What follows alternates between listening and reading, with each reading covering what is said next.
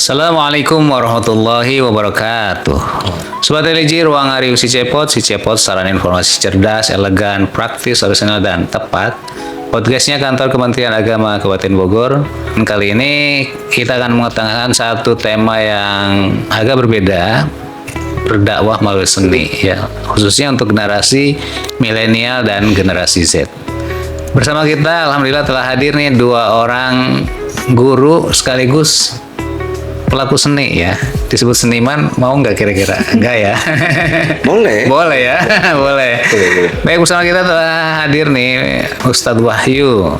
Lengkapnya Wahyu Anggara, SAG. Dan juga Ibu Suciawati, MPD. Alhamdulillah. Beliau berdua adalah guru dari MAN 1 Bogor. Baik, kita akan bincang-bincang ya, ringan ya, mengenai bagaimana sih manfaat atau cara mengenalkan ya agama atau berdakwah untuk generasi milenial atau Z melalui seni. Nah, baik, kita akan langsung saja bincang-bincang dengan mereka berdua. Assalamualaikum Ustaz. Waalaikumsalam. Alhamdulillah bisa hadir. Ustadz ini loh. Ya kan guru juga. Betul, Ustadz itu kan guru apalagi, ya. Apalagi di madrasah kan. Iya. Jadi alhamdulillah selamat datang di podcast Ruang Hari si Cepot. Selamat datang Pak Haji. Alhamdulillah bisa bergabung. Senang banget ya kita bisa diundang. Alhamdulillah, ini satu kehormatan kita nih bisa. Wah, kehormatan. Nah, tadi kembali ke tema. Kira-kira seperti apa sih kita mengenalkan agama atau berdakwah melalui seni nih? Ya, alhamdulillah Pak Haji. Saya bersama Bu Suci memang salah satu yang artinya memang diberikan tanggung jawab oleh lembaga untuk mengembangkan seni khususnya di sekolah di lembaga kami gitu. Tapi kalau kita melihat seni itu sendiri, sebenarnya seni itu sifatnya universal ya.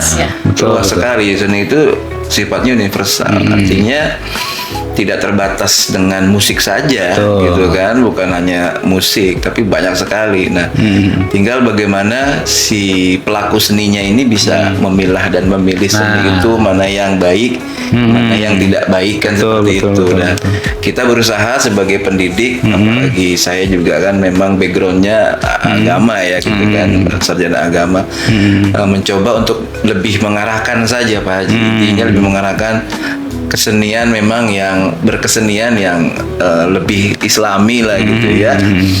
Artinya si anak didik ini bisa memilih ini loh kesenian yang diperbolehkan lah ibaratnya gitu dengan kesenian yang tidak diperbolehkan. Karena sekarang zaman sekarang ini susah sekali Pak Haji. Memang kita memilih kalau tidak pandai kita memilih berkesenian, kita sudah lihat sekarang di gadget saja apa yang sudah tidak bisa dilakukan sekarang oleh gadget itu, sehingga kalau kita tidak mengontrol si anak-anak ini ya mereka bisa kebablasan berkeseniannya gitu loh, yang tidak sesuai dengan ajaran agama, artinya gitu keluar jalur lah, lebih seperti itu kan.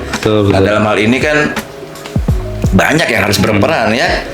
Di rumah ada orang tua yang harus bisa mengarahkan, karena memang saya pikir seni ini cukup penting sekali untuk perkembangan otak anak ya. Bahkan masih dalam kandungan pun kita sering dulu ya diperkenalkan musik-musik gitu kan, untuk saraf otak kan gitu, dibacain sholawat ya kan? Gitu kan. Nah, akhirnya agar supaya si saraf otak ini terlatih, menurut keterangan dokter mah seperti itu ya. Nah, di rumah ada orang tua, nanti di sekolah diarahkan lagi oleh guru-guru keseniannya misalkan, ya diajarkan cara seni yang islami bagaimana, bukan hanya musik, misalkan diajarkan ya membatik, diajarkan bikin tanah liat, artinya biar menggali potensi kreativitas anak aja sih sebetulnya, agar mengurangi hal-hal yang tidak bermanfaat tadi Pak Haji, gitu kan.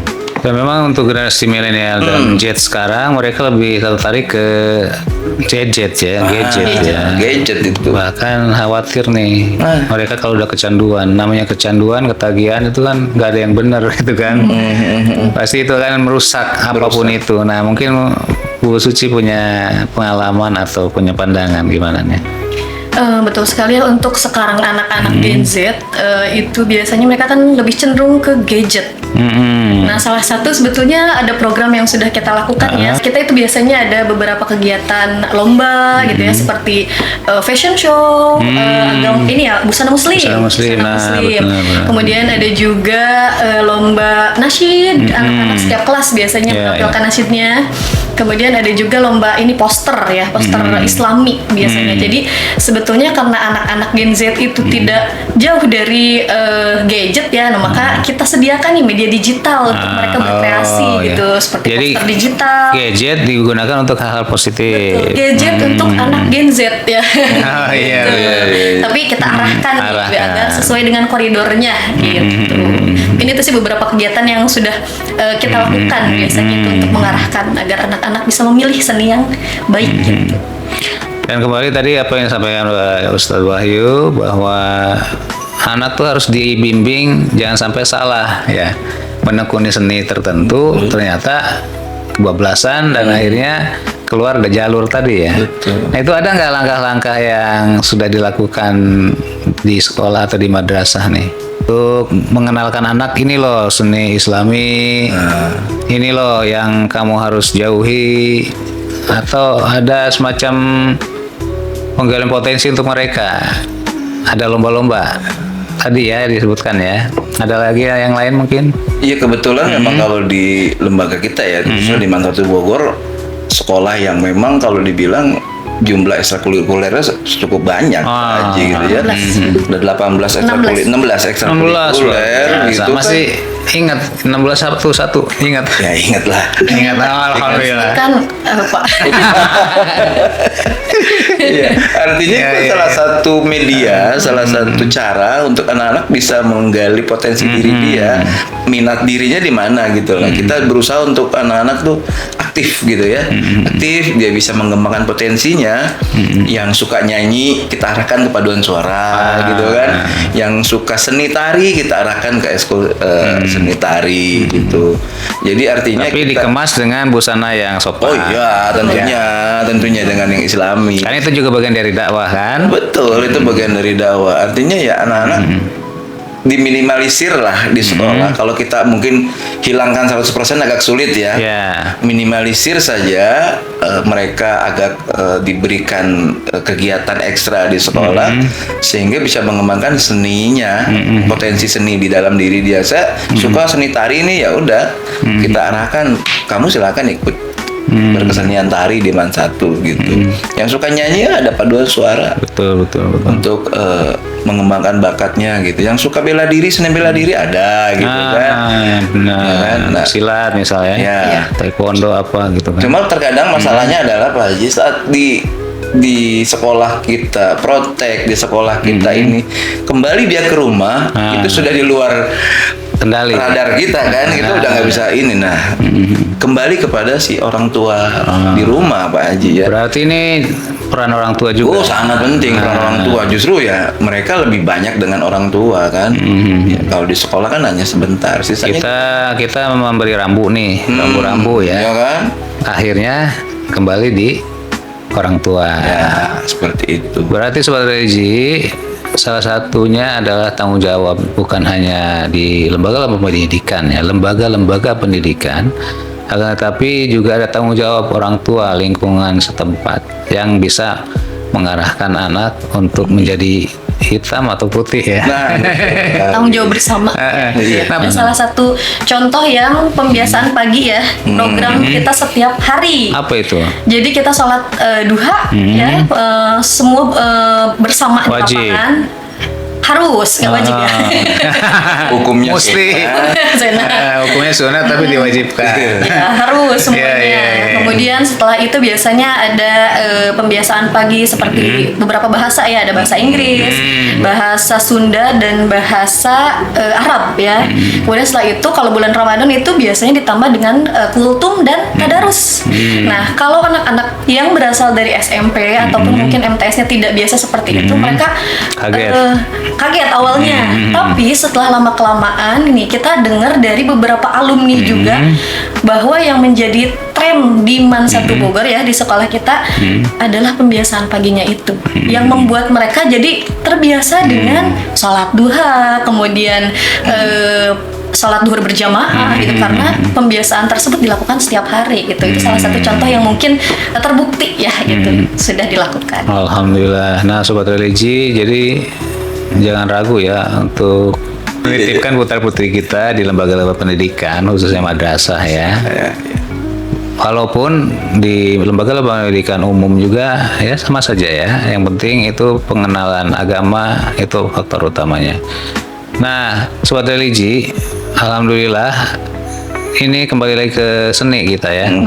Di MAN Sabo ini memang seperti kita tahu nih, mereka sering mewakili Kabupaten Bogor untuk mengikuti kegiatan-kegiatan tingkat nasional. Contoh, ada kegiatan Hari Amal Bakti di Kementerian Agama Republik Indonesia di pusat, yang jadi tim paduan suaranya dari MAN 1 Bogor. Artinya di sini bahwa seninya ini sudah diperhitungkan ya. Ya kan? Boleh. Nah, ini untuk siswa ada nggak prestasi-prestasi seni mereka? Baik itu tadi seni musik, seni lukis dan lain-lain.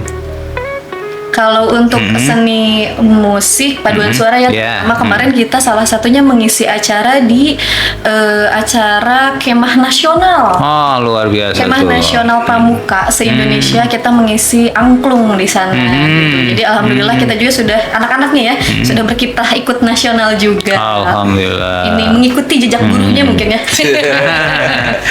Karena benar, karena gurunya ikut nasional, anaknya nggak mau kalah ya. Iya. Itu dari seninya, tapi dari ekskul lain juga banyak ya. Banyak sih. Ada yang go internasional juga malahannya. Banyak sih Pak Haji, kita suka dulu juga pernah diundang di setiap kegiatan Kementerian Agama. Biasanya kita diminta tampil untuk paduan suaranya gitu dari anak-anak gitu. Alhamdulillah sih. Nah, itu. Kemarin ya kayak tadi, alhamdulillah pun ya guru-guru MAN ini luar biasa seninya gitu ya. Sampai kemarin mewakili Kabupaten Bogor lomba paduan suara di Indramayu kan, tingkat provinsi. Terus juga Hari Guru Nasional gitu ya. Kemudian juga yang terakhir ya Hari Amal Bakti di Kementerian Agama Pusat. 2 tahun berturut-turut. 2 tahun berturut-turut ya, luar biasa. Alhamdulillah. Tuh sobat religi, jadi ternyata seni itu membuat hidup kita menjadi indah. Betul sekali. Iya kan? Jadi awet muda loh Pak Haji. Awet muda ya. Tebak umur ya. Iya. Kayak Pak Haji kan di seni juga awet muda ya. Awet muda tapi rambutnya nggak bisa. Rambutnya nggak bisa ya. Betul. Ya.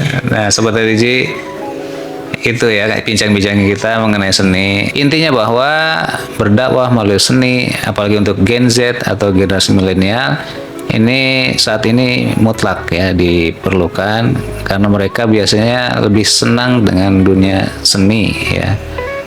Ya memang banyak juga, ada seni suara, seni lukis, atau bahkan seni pertunjukan alias drama. Kenapa tidak kita buat ya pertunjukan atau drama-drama yang bagus gitu, yang positif. Dan mudah-mudahan tayangan ini bisa membuat kita sedikit ada pencerahan bagaimana seni untuk mengenalkan anak dengan religi atau agama. Baik, terima kasih Ustaz, terima kasih Bu Suci. Terima kasih sudah Bisa datang kembali nanti ya kalau kita undang.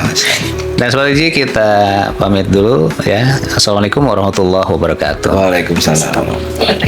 Salam si Cepot.